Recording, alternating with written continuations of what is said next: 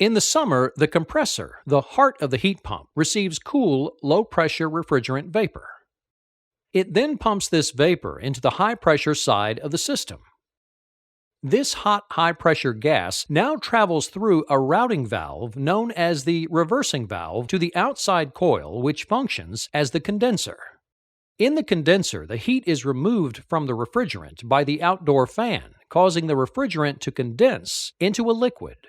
The liquid refrigerant now bypasses the first expansion valve by means of a one-direction valve known as a check valve. The refrigerant, now cooler but still under high pressure, travels along the liquid line to the indoor unit where it is forced through the second expansion valve.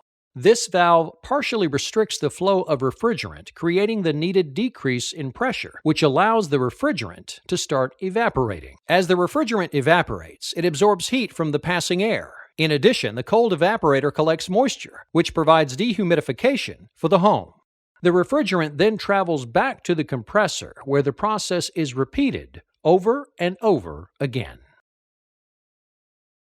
During the winter mode, the reversing valve reroutes the refrigerant path, thereby making the outside coil function as the evaporator and the indoor coil as the condenser. The heat is absorbed from the outside air by the evaporator, then brought inside and released by the condenser to heat the home's air. Also notice the outdoor expansion valve is now active as the indoor expansion valve is bypassed.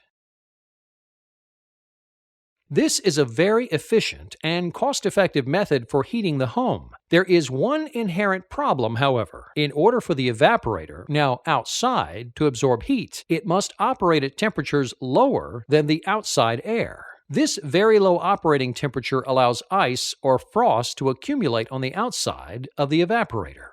The remedy? The defrost cycle. As the defrost cycle is initiated, the reversing valve switches the refrigerant path back to that of the summer mode.